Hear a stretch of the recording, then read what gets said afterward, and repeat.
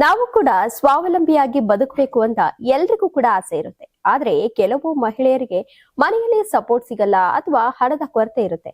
ಆದ್ರೆ ಇಲ್ಲೊಂದ್ ಕಡೆ 3 ಮಹಿಳೆಯರು ಪ್ರತಿ ತಿಂಗಳು ಬರುವಂತಹ ಗೃಹಲಕ್ಷ್ಮಿ ಹಣದಲ್ಲಿ ಹೀಗೂ ಮಾಡಬಹುದಾ ಅನ್ನೋದನ್ನ ತೋರಿಸ್ಕೊಟ್ಟಿದ್ದಾರೆ. ಹೌದು, ಕೊಪ್ಪಳ ಜಿಲ್ಲೆಯ ಕುಷ್ಟಗಿಯ ತೆಗ್ಗಿಣಿ ಓಣಿಯ 3 ಮಹಿಳೆಯರು ಕಾಂಗ್ರೆಸ್ ಸರ್ಕಾರದ ಗೃಹಲಕ್ಷ್ಮಿ ಯೋಜನೆಯ ಹಣವನ್ನ ಬಳಸಿಕೊಂಡು ಸ್ವಾವಲಂಬಿ ಬದುಕನ್ನ ಕಟ್ಟಿಕೊಳ್ಳುವ ಮೂಲಕ ಮಾದರಿಯಾಗಿದ್ದಾರೆ. ಒಂದೇ ಕುಟುಂಬದ ಈ 3 ಮಹಿಳೆಯರು ಗೃಹಲಕ್ಷ್ಮಿ ಯೋಜನೆಯಡಿ ಬಂದ ಹಣವನ್ನ ಸಂಗ್ರಹಿಸಿ ಅದನ್ನು ತಮ್ಮ ರೊಟ್ಟಿ ಕೇಂದ್ರದ ಸ್ಥಾಪನೆಗೆ ಹೂಡಿಕೆ ಮಾಡಿದ್ದಾರೆ. ಮೋಹಿನಿ ಮತ್ತು ಇನ್ನಿಬ್ಬರು ಸಹೋದರಿಯರು ಸೇರಿ ಗೃಹಲಕ್ಷ್ಮಿ ರೊಟ್ಟಿ ಕೇಂದ್ರವನ್ನು ಆರಂಭಿಸಿದ್ದು, ಇದು ಮಹಿಳೆಯರಿಗೆ ಜೀವನ ಪೂರ್ತಿ ದುಡಿದು ತಿನ್ನಲು ಒಂದು ದಾರಿಯಾಗಿದೆ ಎಂದು ಸಂತೋಷವನ್ನು ವ್ಯಕ್ತಪಡಿಸಿದ್ದಾರೆ. ರೊಟ್ಟಿ ಮಿಷನ್, ಹಿಟ್ಟು ಮಿಕ್ಸ್ ಮಾಡುವ ಗ್ರೈಂಡರ್ ಮತ್ತು ಹಿಟ್ಟಿನ ಗಿರಣಿ ಸೇರಿ ಸುಮಾರು 2 ಲಕ್ಷ ರೂಪಾಯಿ ವೆಚ್ಚದಲ್ಲಿ ಈ ಕೇಂದ್ರವನ್ನು ಸ್ಥಾಪಿಸಲಾಗಿದೆ.